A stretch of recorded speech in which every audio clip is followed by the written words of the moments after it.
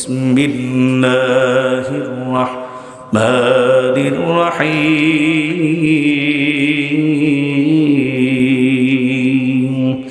والعصر إن الإنسان لفي خسر إلا الذين آمنوا وعملوا الصالحات وتواصوا بالحق وتواصوا بالصبر আল্লাহ রাব্বুল আলামিন এখানে বলতেছেন মুসলমান ওয়াল আসর ওয়াওটা হলো ওয়ায়ে কসমিয়া ওয়াওটা হলো শপথের ওয়াও আল আসর আসর অর্থ সময় বা কাল আল্লাহ রাব্বুল আলামিন বলতেছেন সময়ের শপথ সময়ের কসম কালের শপথ কালের শপথ ইন্নাল ইনসানা লাফি খুসর তামাম পৃথিবীর সমস্ত মানব মণ্ডলীদের জীবন ক্ষতিগ্রস্ত। কে বলছেন? আল্লাহ। আরো আস্তে কোন কে বলছেন? আল্লাহ। তামাম পৃথিবীর সমস্ত মানব মণ্ডলীদের জীবন ক্ষতিগ্রস্ত, সব মানুষের জীবন বিফল, সব মানুষ জাহান্নামী। আমার ভাইরা আমার বন্ধুরা কথাটা একমাত্র আমার আল্লাহর। জোরে বলেন কার কথা? ইমাম দীপ্ত কণ্ঠে আওয়াজ করে বলেন কথাটা কার? আল্লাহ। এবারে প্রশ্ন আসবে, মুফতি আব্দুর রহমান বেতাগী সাহেব হুজুর, মুফতি আব্দুল মতিন রশিদি দামাত বারকাতুহুম উলামায়ে কিরাম, আল্লাহ পাক বলতেছেন তামাম পৃথিবীর সব মানুষদের জীবন ক্ষতিগ্রস্ত, নার হোক নারী হোক যুবক বৃদ্ধা বা বনিতা সব শ্রেণীর মানুষের জীবন ক্ষতিগ্রস্ত, সব মানুষগুলি জাহান্নামী, সব মানুষের জীবন বিফল। তাহলে কোন শ্রেণীর মানুষের জীবন হবে সফল? কোন শ্রেণীর মানুষের জীবন হবে জান্নাতি জীবন? কোন শ্রেণীর মানুষগুলি আল্লাহ পাকের জান্নাতে স্থায়ী মেহমান হবে? এই প্রশ্ন সবার মধ্যে আছে না নাই? জোরে কর। সবাই তো বলে না, প্রশ্ন আছে না নাই? আল্লাহ পাক বললেন সব মানুষ জাহান্নামী, সব মানুষের জীবন ক্ষতিগ্রস্ত, সব মানুষের জীবন বিফল। তাহলে কোন শ্রেণীর মানুষদের জীবন সফল হবে? কোন শ্রেণীর মানুষ জান্নাতের মেহমান হবে? তাদের পরিচয়টা কি? তাদের স্ট্রাকচারটা কি? তাদের কি পরিচয়? সেই পরিচয়টা তুলে ধরলে ভালো হয়। সেই পরিচয় আল্লাহ পাক রব্বুল আলামিন তুলে ধরেছেন। তাদের গুণ, তাদের কোয়ালিফিকেশন কি হবে, তাদের স্ট্রাকচার কি? এই সূরাতুল আসরের শেষ নাম্বার আয়াত 3 নম্বর আয়াতে কারিমার মধ্যে আল্লাহ পাক জানায় দেন তামাম পৃথিবীর সব মানুষ জাহান্নামী, 4 গুণের অধিকারী মানুষ হবে আল্লাহ পাকের জান্নাতি স্থায়ী মেহমান। সুবহানাল্লাহ। আর আস্তে কোন হে দুনিয়াতে যারা সুবহানাল্লাহ জোরে কইবেন জান্নাত পাইবেন বড়রা। সুবহানাল্লাহ জোরে কোন।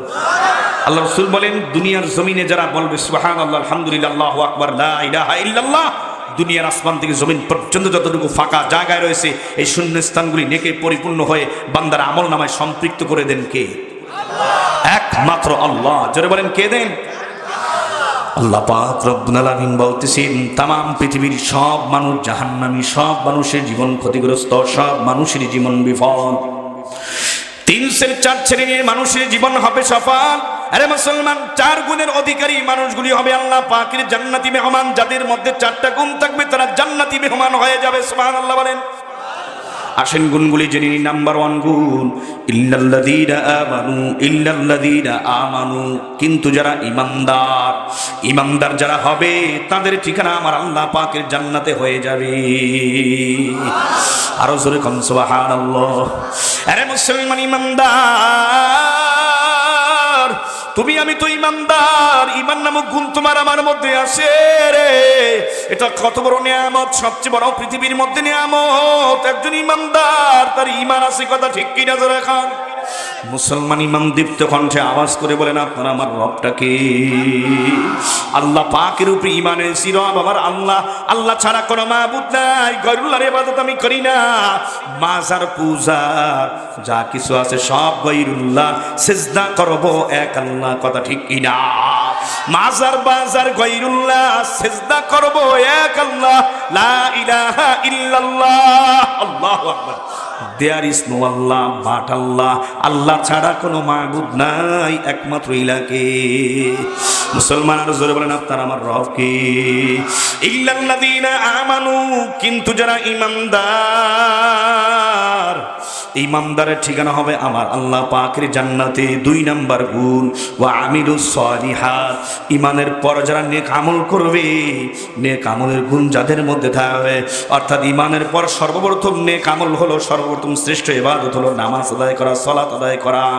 5 ওয়াক্ত সালাত যারা আদায় করবে, যারা ফজর পড়বে, যারা জোহর পড়বে, যারা আসর পড়বে, মাগরিব এশার নামাজ আদায় করবে মুসলমান। সামনে রমজান আসতেছে, রমজানের 30 রোজা যারা রাখবে, সম্পদের উপর যাকাত ফরজ হলে যারা যাকাত আদায় করবে সম্পদের, উলামা ইকরামদের কাছে গিয়া, মুফতিয়ান ইকরামদের কাছে গিয়া পরামর্শ করে, হুজুর আমার সম্পদ এত এত জমি, এত স্বর্ণ অলংকার, এত এত টাকা পয়সা, এত এত ব্যাংক ব্যালেন্স, হুজুর যাকাত কি পরিমাণ আসে একটু মেহেরবানি করে হিসাব কিতাব করে দেন। যারা লামসাম দিবে না, পাই টু পাই হিসাব করে অক্ষরে অক্ষরে সম্পদের যারা যাকাত দিবে, দুস্থ গরিব এতিম মানুষকে মুসলমান, এতিমখানা নিল্লাবরিকে যারা অর্থগুলি খরচ করাবে, যাকাতের পয়সা যারা প্রদান করাবে, ওই মানুষগুলি আমার আল্লাহ পাকের জান্নাতে মেহমান হয়ে যাবে। আরে মুসলমান ইমানদার, নেক আমলদারের ঠিকানা আমার আল্লাহর জান্নাতে হয়ে যাবে। যারা সুদ খাবে না, ঘুষ খাবে না, পরের মাল ঠকাইয়া খাবে না, যারা ক্ষমতার অপব্যবহার করবে না, হ্যাঁ মুসলমান, যারা অন্যায়ভাবে মানুষের জুলুম নির্যাতন করবে না, আরে আল্লাহ পাকের বান্দা, যারা অসহায় মানুষকে সহযোগিতা করে, আরে মুসলমান ইমানদার, যারা নবীর সুন্নাত তরিক অনুযায়ী নিজের জীবন গঠন করে, পরিচালনা করে, ব্যক্তি জীবন, পারিবারিক জীবন, সামাজিক জীবন, অর্থনৈতিক জীবন, রাষ্ট্রীয় জীবন, আন্তর্জাতিক জীবন, লেনদেন, চলাফেরা, মুআমালাত, মুআশারাত, কথাবার্তা, চাল চলার, সব কিছু আল্লাহ রাসূলের তরিক অনুযায়ী যারা পরিচালনা করে, ওই মানুষগুলি ইমানদার, নেক আমলদার, তাদের ঠিকানা আমার আল্লাহ পাকের জান্নাতে হয়ে যাবে।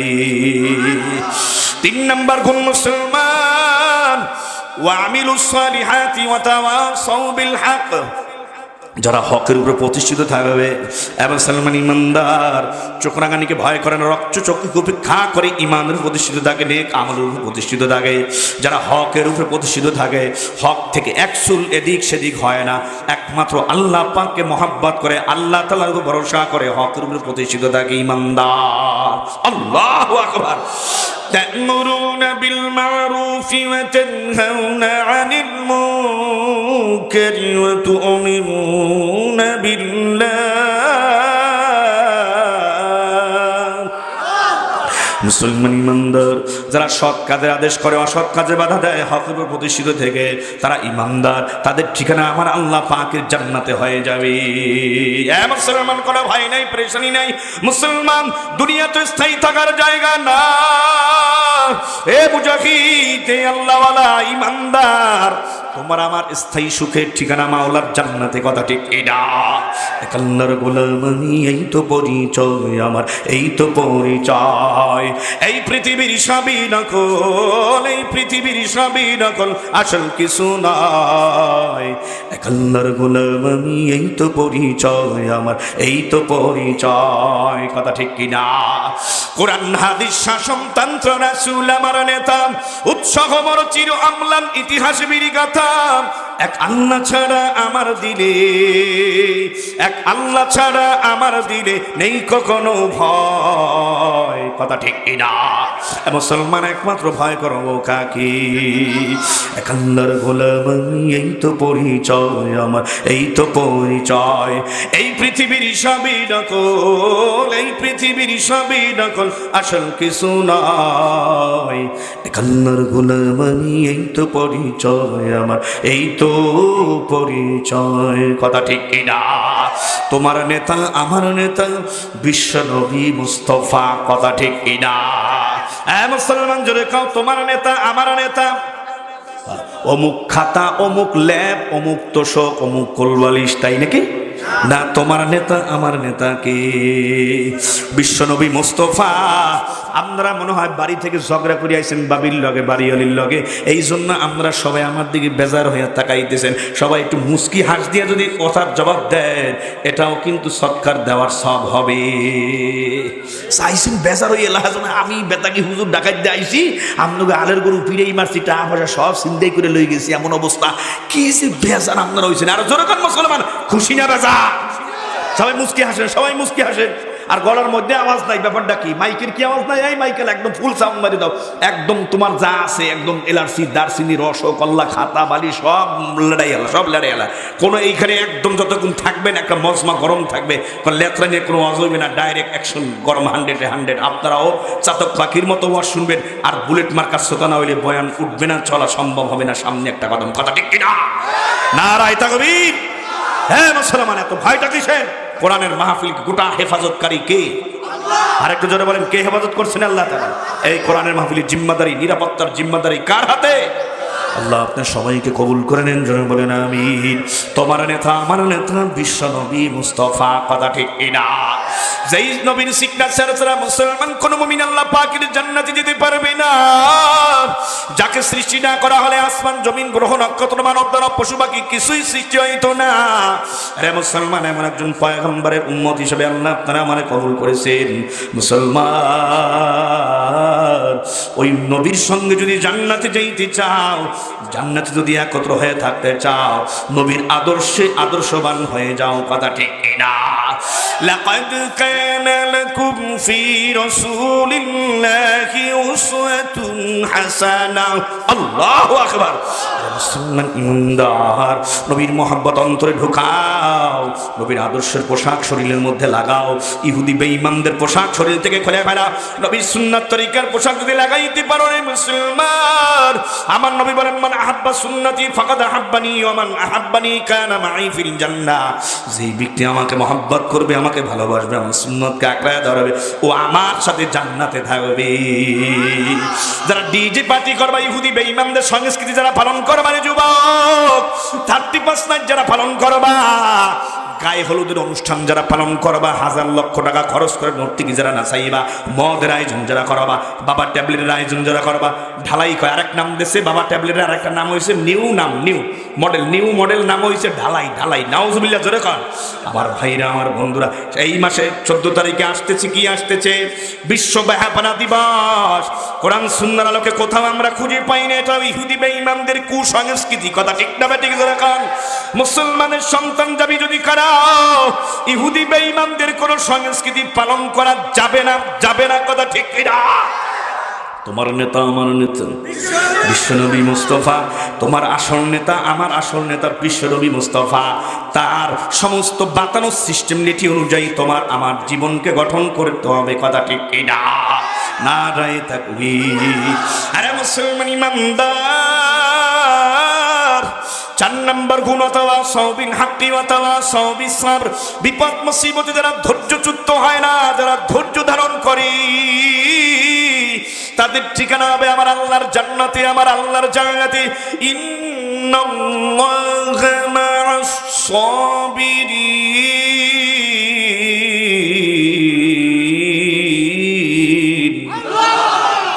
আল্লাহ পাক বলতেছেন, রে বান্দা, বিপদে ধৈর্যচ্যুত হবি না, বিপদের ধৈর্য ধারণ করবি, মুসিবতে হেফাজত করবেন কে?